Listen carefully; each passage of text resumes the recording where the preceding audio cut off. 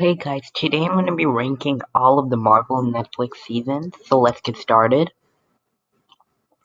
Coming in number 13 is Iron Fist Season 1. This season's pretty bad. It's because, the showrunner is a really bad showrunner, like a downright horrible showrunner, and he basically ruined Iron Fist. Like, he made him feel like this broken, almost like stupid character as a whole. There's like two moments that I like. That I'm like, okay, this is pretty good. But overall, this season is pretty damn bad. Like, because it just doesn't explore Iron Fist compared to the comics, or it's just such a weird way to put Iron Fist into this universe. Number 12 is Jessica Jones season 2. Following its pretty damn good predecessor, season 2 really took it down. It wasn't horrible. I don't think the season's horrible, but the thing that really holds it back is that there's no villain. Like, legit, there's no villain.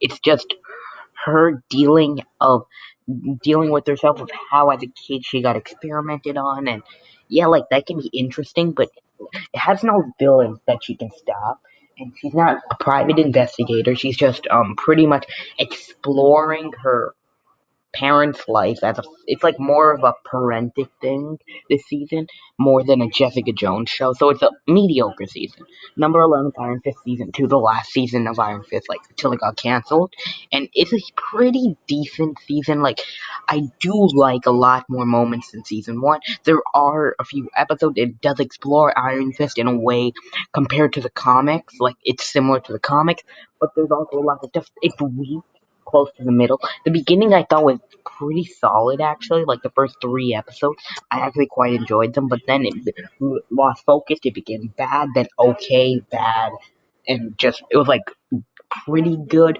mediocre, terrible, mediocre, bad. Like that. It wasn't like it had a weird route. For most of the season, it is terrible, but it's a mediocre season at best. Number 10 is Luke Cage season 2. So, Luke season 1 was a complex season for most people. I'll get to that later. Season 2, people may thought that they were gonna improve on it, but they really didn't. They just took everything that didn't work about the first season, like things that they thought they may have done well and most fans didn't like, and they just continued it, added a new set of mistakes. What the fans did like from season 1, they just took that away. Currently, it is not consistent whatsoever. It's pretty decent. Number 9, a humongous jump up from everything else. Number 9 to number 1 is pretty good to amazing. So the Defenders is. I thought this would be number 1 when it was coming out in 2017, but it didn't. But it was still pretty deep, pretty good. I wouldn't call it amazing or even great. Yet it has problems. Um, it doesn't. It explores Iron Fist. Iron Fist is miles better than he was there. I say the writers for the Defenders knew how to use his character.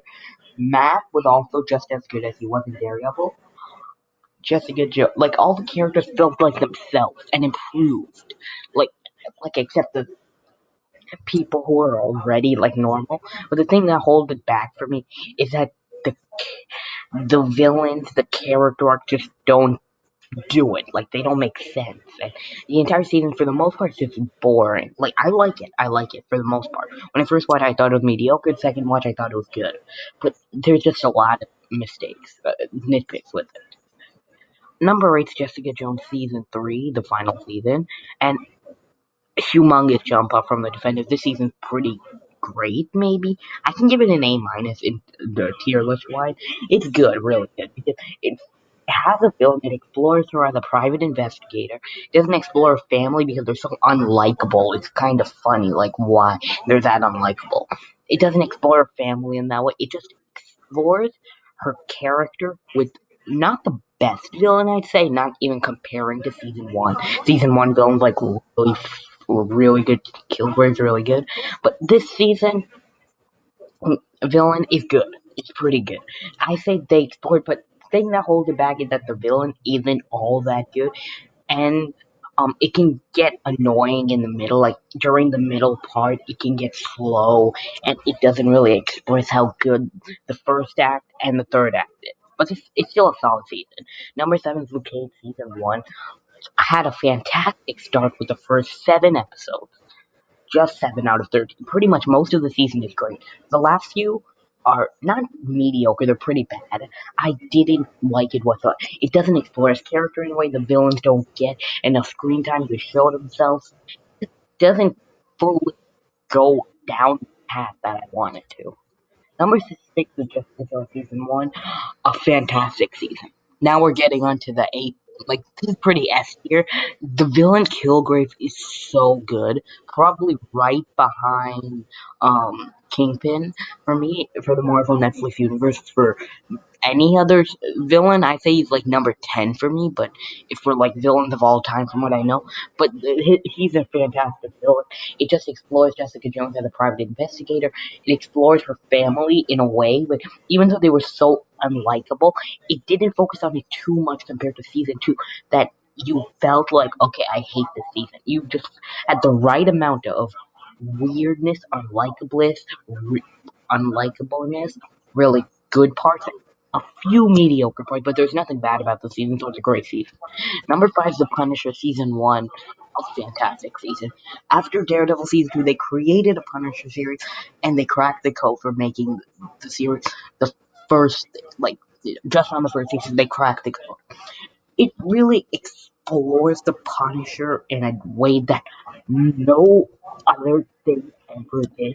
Back in 2000s, people made movies on the Punisher. They weren't horrible, but they never explored his character much. Here, the writers took his depression, all of his sad past, and took it and made it improve on him as this vengeance, this murderer who doesn't care. He just kills anyone in his way. He's like addicted to it because his family's dead, pretty much. Number 4 is The Punisher season 2. Lots of people put season 1 over it, but I like season 2 more because I say the first few episodes are great. Like, fantastic. Miles better than season 1. I still like season 1, but it's a pretty huge step up. And the last few episodes, on par with the first few. But the middle is not the best. Because it focusing on the villain origin is just not nearly as good as it should. But the thing is, for season 1, at the end it was also kind of weak. And I say the weak part of the season is much lower because the first 5 episodes and the last like 3 episodes of the season are great, but 5 episodes are weak because they focus more on the villain's origin and not in the right way. But for the most part, this is still a great season. Number 3 is Daredevil season 2, a fantastic follow up to season 1, the start of the Marvel Netflix universe. Um, I say the best part about season 2 is the first 4 episodes, where he's facing off against the Punisher. At first, the Punisher shoots him in the head, and then he survives because, well, his mask is really hard plastic or whatever it's made out of.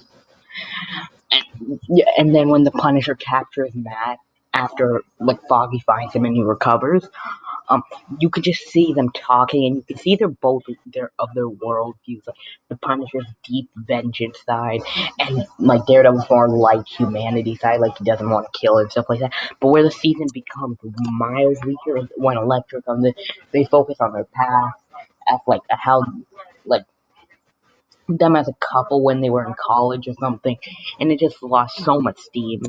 But it's still a great season. Number 2 is Daredevil season 1, a fantastic season. That's the one thing you can say. The build up, like Kingpin, Wilson Fisk, Vincent D'Onofrio killed it. He's just so good in the role, to be honest. Probably one of the best villains I have seen in pretty much TV history. That's how damn good of a villain he is. Just right behind Reverse Flash and Prometheus. Actually, no, just right behind Reverse Flash. This season is fantastic.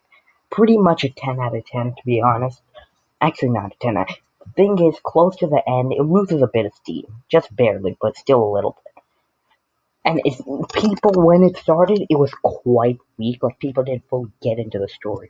But coming in number 1 is Daredevil Season 3. A perfect 10 out of 10 for a season. It took everything the first 2 seasons did right and just did it a little bit better.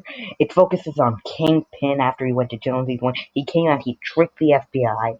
The FBI has cameras on him, but he's always 10 steps head. It's like he has this master plan with backup plans and another backup plan for what can go wrong. And he's just this brilliant mastermind that you can't outsmart him. Like, he's just such a big mastermind. So that's my ranking of all the Marvel Netflix seasons. Tell me yours in the comments below, and bye.